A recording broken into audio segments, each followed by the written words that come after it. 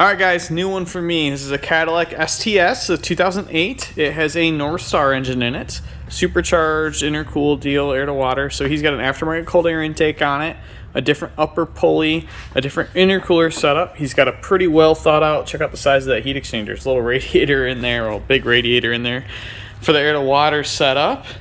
I literally know nothing about these engines. I'm familiar with the trans that's in this. And I'm obviously familiar with the tuning software we're using for it.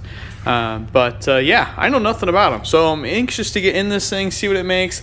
I haven't looked to see what these things make stock at the flywheel even as a dealer advertised number or anything. So we'll just have to dive into it. I'll get all the tuning side of stuff done and see what it makes for power.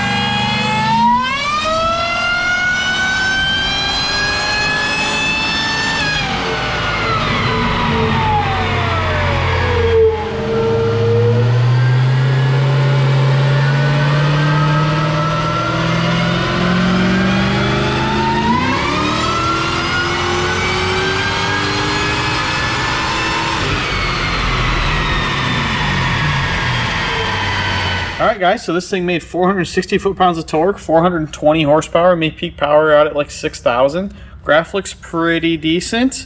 You can see a little knock sensor activity up there on that hit.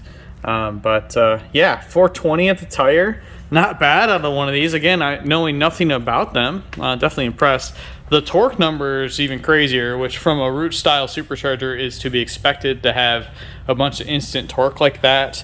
I guess I wasn't expecting it to be mid 400s, but yeah, definitely an awesome cruiser, this thing. I mean, check it out. It's like 100% stock looking. The blower sounds crazy, as you can hear in the video. It's almost a little too loud for me. Maybe that's because I'm getting old, I don't know. But anyway, that's it for this one. I'm gonna get it off here and move on to the next project.